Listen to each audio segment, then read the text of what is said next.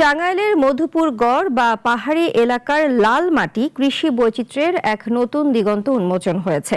আনারস, কলা আর লেবুর পর এবার এখানে শুরু হয়েছে বিদেশি ফল কাজু বাদামের সফল চাষ। জেলায় নতুন সম্ভাবনা সৃষ্টি হবে বলে আশাবাদী চাষিরা।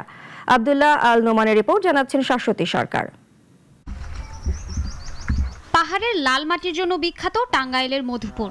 এই প্রথমবারের মতো এই পাহাড়ি মাটিতে বাণিজ্যিকভাবে শুরু হয়েছে কাজু বাদামের চাষ।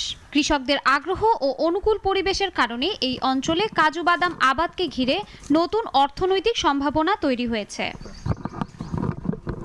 মধুপুর গড়াঞ্চলের মাটি মূলত অম্লীয় এবং এতে প্রচুর পরিমাণে আয়রন এবং অ্যালুমিনিয়াম থাকে, যা কাজু বাদাম গাছের বৃদ্ধির জন্য অত্যন্ত সহায়ক।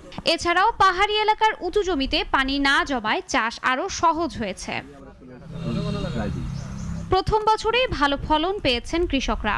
নতুন এই ফল আবাদে লাভের আশা দেখছেন তারা। সবচেয়ে উপযোগী মাটি এটা। ফলন আসে আপনার 2 বছরে, মানে ছোট গাছ চারা দিয়ে গাছ হলে পরে আপনার 2 বছরের ফল আসে। এবার ফলন ভালোই আসছে। আনারসের পাশাপাশি কপি চাষ করতেছি, আপনার কাজু বাদাম চাষ করতেছি।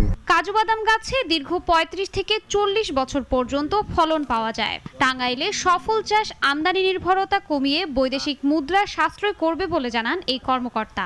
আমরা যদি এই কাজু বাদামটা চাষ করতে পারি আমাদের দেশের কৃষক, তাহলে এর যে বাজার মূল্য আছে সেটা বিক্রি করে কৃষকরা তাদের জীবনযাত্রার মান উন্নত করতে পারে এবং আমাদের যে আন্তর্জাতিক বাজারে যদি আমরা এটা রপ্তানি করতে পারি তাহলে বাংলাদেশের যে বৈদেশিক মুদ্রা অর্জন সম্ভব। কাজু বাদাম আবাদে কৃষকদের তথ্য ও প্রযুক্তিগত সহায়তা দিচ্ছে সরকার। বাংলাদেশ কৃষি গবেষণা ইনস্টিটিউটের সহযোগী গবেষণা বিভাগ টাঙ্গাইলের মাধ্যমে এই এলাকায় কফি এবং কাজু বাদামের যে উপযোগিতা যাচাই সেটা নিয়ে আমরা নিরলস প্রচেষ্টা এবং কাজ করে যাচ্ছি। সরকারের পক্ষ থেকে যদি এই বাদাম প্রক্রিয়াজাতকরণ এবং বাজারজাতকরণে সঠিক ব্যবস্থা নেওয়া হয় তবে মধুপুরের এই লাল মাটি থেকে কৃষকরা আরো বড় ভূমিকা রাখতে পারবেন। শাশ্বতী সরকার, নাগরিক।